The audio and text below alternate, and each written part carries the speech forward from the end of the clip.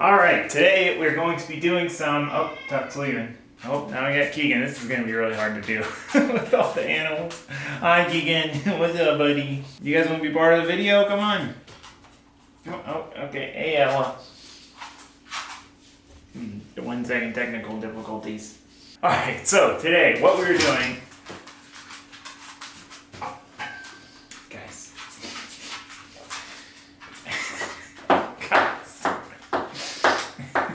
Guys, I'm gonna have to lock you out.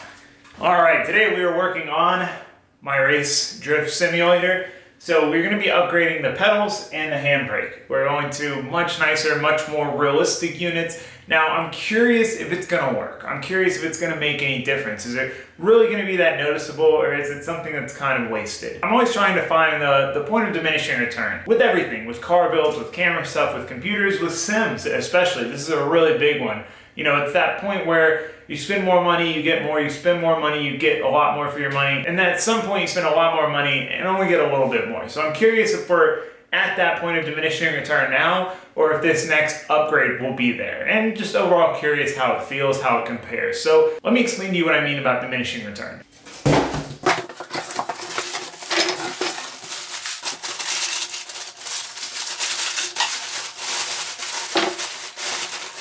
All right, so point of diminishing return goes something like this.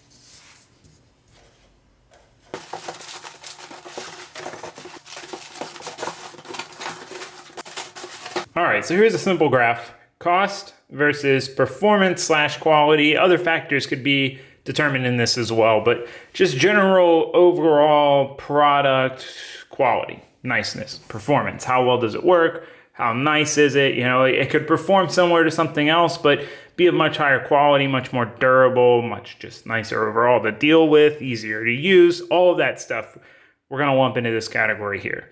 So one might expect the graph to look something like this. So a linear graph, you spend $900, you're getting 30% performance. You spend $1,500, you're getting 60. You spend $2,100, you're getting 100% performance. Now, most of the time, this is not what it looks like. Usually you get something like this. So it ramps up dramatically. So you spend $100, you're getting 0, 10%. Now you spend $300, you're getting 20, 30%. You spend $600, you're getting 60, 70%. $900, you're getting 80, close to 90. But then you go all the way over here to $2,100 and you're up in the 95, 100% range. So basically you get to, this is the point of diminishing return. Somewhere around here. Obviously graphs could look different, but the point in which you've got to start spending a lot more money to just get a little more performance or quality. So this is always a good point to find if you can. Now, that's not to say the cheap stuff doesn't work, and that's not to say, you know, you really want something, you ball out on it, you buy the super nice thing, and you're happy with it, right? As long as you're happy with it, it's really what matters. But I like to find this point in here. So we're either there with our current setup, or the new setup will get us here. I'm curious to find out which one that is. So let me show you what we got to go on here. All right, so we have the sprint pedals from, I don't even know how to say the name, Hossingfeld? Those of you who know can correct me on the name here, but this is a set of pedals I've been eyeballing for a while, and we also have their handbrake. So this could be an even bigger thing than the pedals as far as an upgrade in realism, because, you know, in all of this, the goal is quality, niceness, performance, but one of the biggest goals is realism. The closer this is to real life, the better it's going to replicate to real life if you're using a sim as a tool. So for me, I use the sim as a tool. This is a tool for me to improve my driving. Now also it's fun, I enjoy it. You know, it's fun to hang out and play with friends and stuff, but for me, my main motivation and my justification for spending the money on sim stuff is the fact that it's a tool. You know, it really does directly translate to real life driving. And, you know, for example, we've got the next season of comp coming up. I'm building my new comp car. I've been so consumed with that, I haven't driven the old car and driven really at all in real life in a month and a half, 2 months. And that's a long time when you're trying to not only maintain your skills, but improve your skills and compete at a really high level. And that's where the sim comes in. There's an initial investment, but then after that, the seat time I get on here costs me virtually nothing, whereas seat time in real life just gets exorbitantly more expensive. You know, the last time I drove my LS Miata running $80 tires, so 160 a pair, I went through 6 pairs in 2 days. So you can do the math on that, plus diesel to get there, plus the fuel in the car. Now, nothing replaces real life driving, but if you have a substitute and you can hop on the sim when you have downtime between events, it helps. So the point is, we want this whole setup to be as realistic as possible, to mimic real life as much as possible. So that way, that muscle memory translates over. So that's what I'm getting at. Let me show you the new pedals. I'll show you the old pedals. We'll try them both out and we'll see if it really makes a difference or not. Enough with the jibber jabber.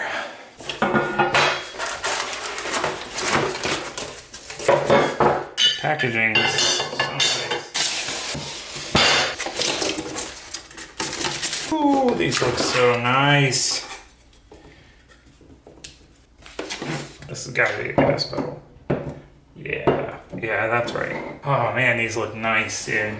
Look at that. So again, I wanted to try these for a long time. I've seen them, I've heard really good things about them. They're a really quality pedal. Now, they're not to the crazy extreme that you can find. I mean, you can find pedals that cost about as much as my sim rig. So the handbrake is a big thing because I've tried a lot of handbrakes and I've never found one that I liked, or that really even came close to mimicking real life. Now, it's kind of an on-off thing, so it hasn't bugged me too much, but it would be nice to have one that feels closer to what a real hydraulic handbrake is. Should be able to flip that. All right, so here is all our new stuff. We got our pedals, we got our handbrake. Man, that is a nice piece. This is pull-up style. Pull feels really good. So let me sort through this stuff and then just a quick rundown of the rest of the sim. It's a motion sim base, so it's a P3 from DOF Reality. Pretty solid setup. I like it. It makes games a lot more fun. It honestly makes it harder to play, but it makes it more fun. So one of those things that's a trade-off. Fanatec direct drive wheelbase. Love this thing. This is one of those things I thought would be outside the point of diminishing return. I thought once you got to the mid-grade bases, you wouldn't get much more for the good amount more money a direct drive wheel is, but it is totally worth it, especially for drifting. The way it replicates the way the wheel moves when you're transitioning and stuff is 100% accurate, and in my opinion, it's worth it. If you're between buying something cheap and a mid-grade, I would say either go with the direct drive or just buy something cheap, really. We got that with our quick release. We don't have the wheel on it right now because I had to steal it back from my comp car, my old comp car, because I have one of my trophy wheels in there and it was getting pretty grungy. You know, people thought I was crazy for running it, but I'm like, what's the point of getting a steering wheel as a trophy if you're not gonna use it? But it was time to retire it. So I had to pull the wheel I had off here, put it on that car. So we'll have to go grab a wheel for this thing. But it has a quick release setup, which is really cool. We have our other wheel here with our paddle shifters and stuff. So I use this one for road racing. I use that one for drifting. But yeah, so that's pretty much a rundown of the sim rig. Let's start getting these pedals on here and see how it all pans out.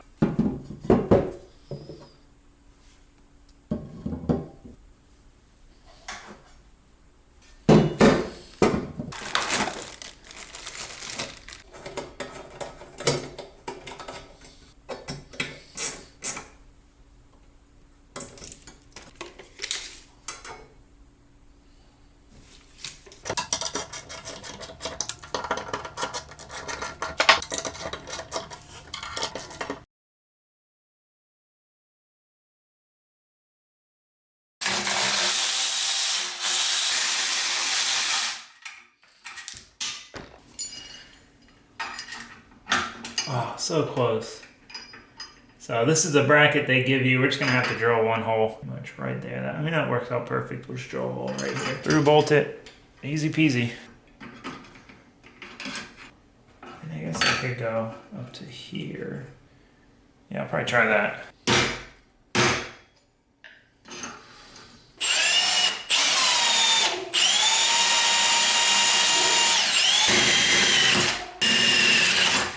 Always feels weird doing stuff like drilling holes in your freaking office.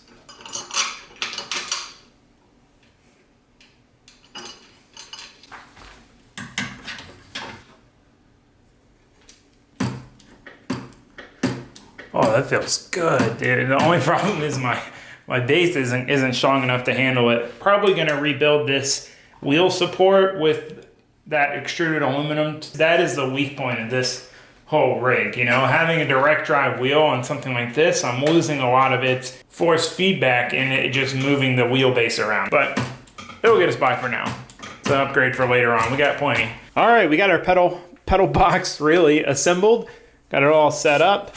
So to figure out how I wanted to orient these, how far apart, how high I wanted this deck, because you use these different stanchions to space the like heel plate up and down, I just went off the measurements for the pedal box that's for my comp car. So this is the pedal box I have going in my vet race car deal. So we can move the plates around. I don't remember exactly where I set them, but I just matched roughly how tall and roughly how far apart the pedals were. I figured that would be a good starting point to just kind of match that and see how it is. All right, we got the pedals all mounted up. They look pretty dang snazzy on there. I've wanted to try these out for a few years now.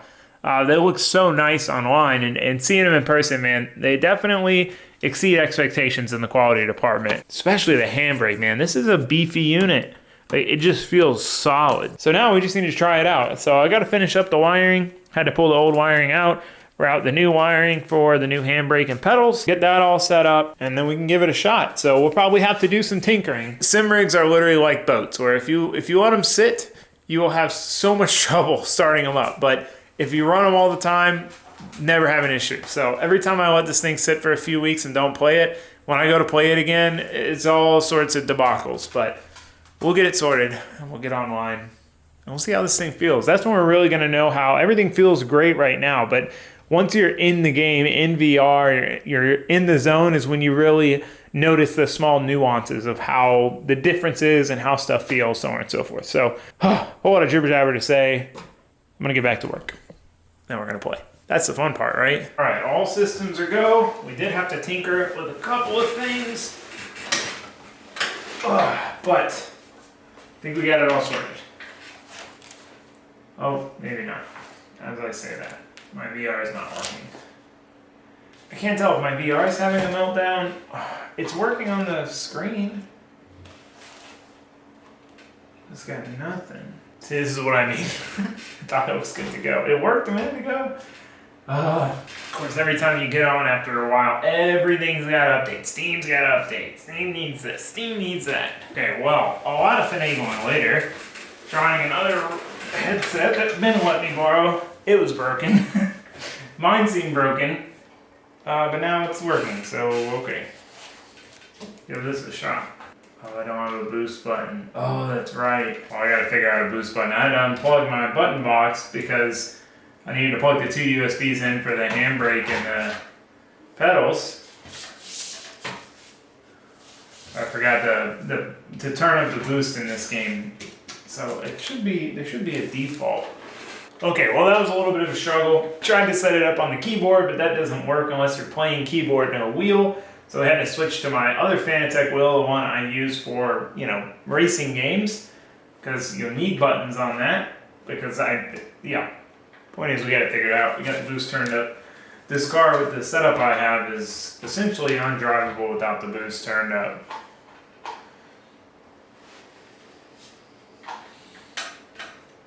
The only thing that feels a little weird, the brakes feel really good. Like I haven't even messed with them. Of course, the only thing that feels weird is the clutch feels a little high. The gas pedal feels really good because it's a little bit stiffer than before, a little bit more throw, a little easier to modulate. All right, so far, everything definitely is noticeably better. The handbrake feels like real life. It's a nice stiff tug now.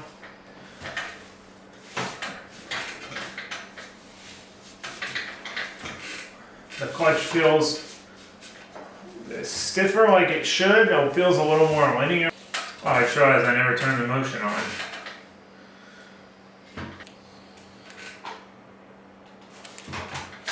Ah, there we go. It's been a while. Been slacking on playing. Alright.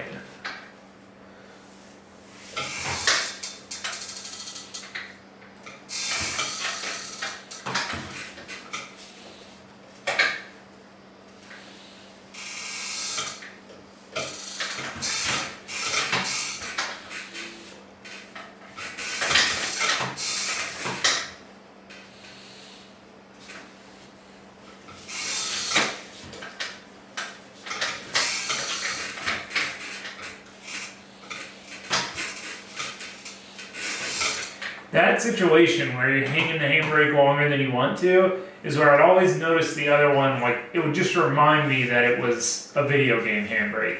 Whereas this one, and we haven't even messed with it, hardly. I haven't tried different rubbers or anything.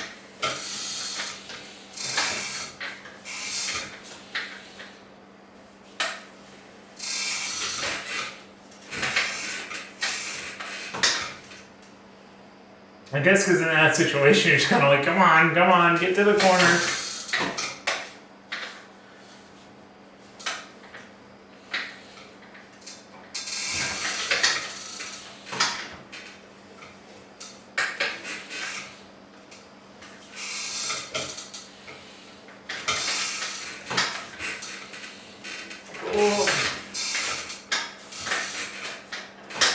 This car has no front grip, it feels like. And this, I had this tune saved as Tamada V2 front grip. See, I held that transition out too late. See, that's when you notice it.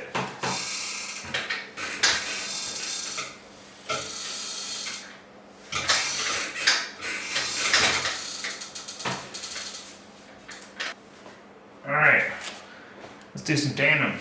So, me and Ben, I wanted to tandem, so hit up Ben. He's always bugging me to play, and I'm a slacker, and I haven't played much. But, it's a good thing you can't hear him. We are not playing Assetto, we're playing Live for Speed.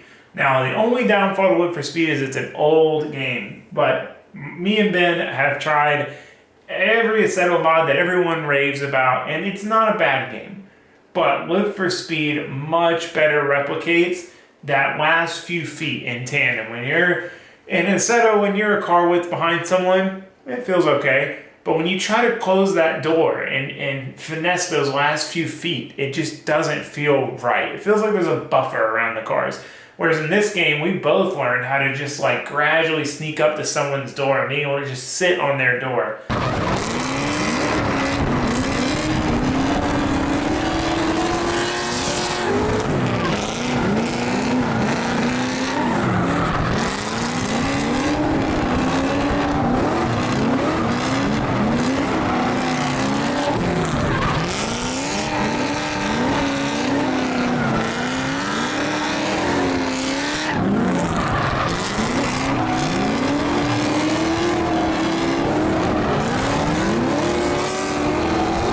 For us, it's much more realistic. The cars are lower powered, the tracks aren't as cool, but we always come back to it. So that's what we're playing, which I'm excited. So Ben and I both have not played much Live for Speed in a while, so we're a little bit rusty, but we're having fun, and I remembered why we hadn't played it in such a long time. The reason is because with the motion sim, you have to blind the sensor, as I showed you. Now, the reason we have a sock on there instead of tape is because to reset the headset position in Live for Speed, you have to have the sock off. You have to have, the sensor has to see you.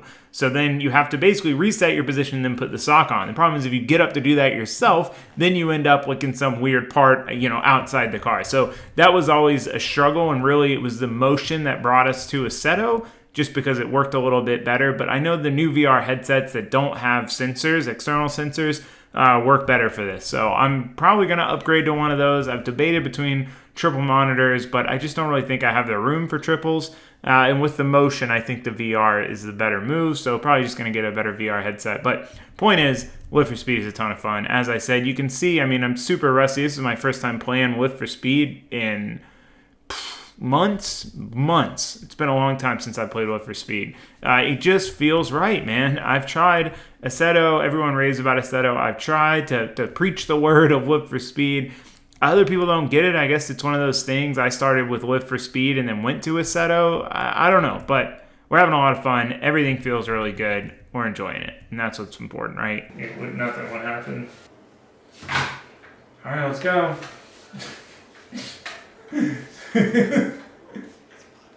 That's another thing about Live for Speed, the clutch. Like, it's actually like linear. Like, you can slip it. I feel like you can't really slip it in Assetto. Like, I'm messing with it right now. It's like you give it a little bit, it starts slipping, slip.